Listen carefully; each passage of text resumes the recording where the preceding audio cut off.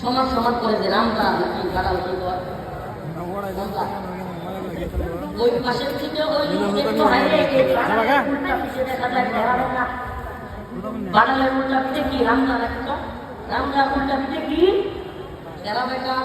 এখন ওই লোক যে লোক খাস করছিল তারা বললো ভাই পুরা পৃথিবীর মিস্ত্রি এক কইলাও যদি তুমি ভালো শেয়ার বানানোর আশা করো আর রান্না যদি খারাপ থাকে পুরা পৃথিবীর মিস্ত্রিরা মিললেও এই কাঠের চেয়ার সমান করতে পারবে।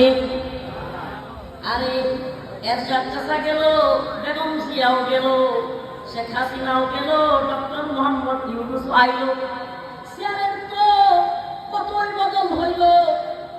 চেয়ারের মধ্যে নৌকার মধ্যে মাঝি নৌকার মধ্যে নৌকার মাঝি মাঝি তো কতই পরিবর্তন হইল, কিন্তু সিস্টেম তো মাগার পরিবর্তন হয় না।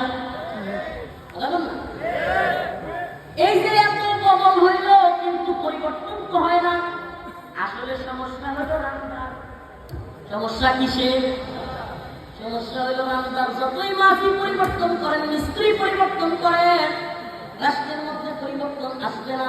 যদি এই গণতান্ত্রিক সিস্টেমের, এই পুঁজিবাদী সিস্টেমের, এই সরকারি সিস্টেমের পরিবর্তন না করেন, তাইলে ওই যে ওই লোকের মতো বৈতরিক আগে আমরা মিছিলে গিয়া খাইতাম মায়ের তোমরা খাইতা বিরিয়ানি, আর এখন আমরা খাই বিরিয়ানি তোমরা খাও মায়।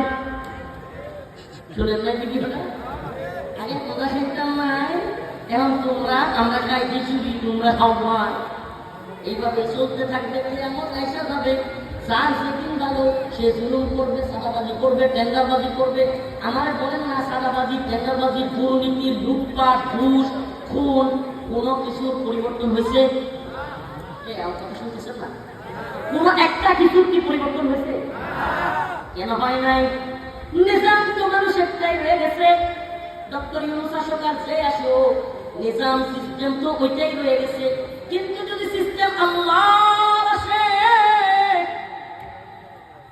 আফগান মোল্লাদের দিকে তাকায় দেখেন, তালেবানদের দিকে একটু তাকায় দেখেন, তারা মানব রচিত এই তন্ত্রমন্ত্রের এই বিধানকে, আল্লাহর জমিনে কোন মানুষের আইন কানুনকে এই ডাস্টবিনের মধ্যে ছুঁড়ে ফেলেছে। আর আল্লাহর কুরআনকে তারা সমুন্নত করেছে। রাষ্ট্র চলবে শরিয়া অনুযায়ী। যায়া দেখেন ঘুষ, খুন, নির্যাতন, নিপীড়ন, দুর্নীতি, বাটপারি, লুচ্চামি বন্ধ। সুবহানাল্লাহ পড়লাম পুরো পৃথিবীতে সবচাইতে কম নারী নির্যাতন হয়।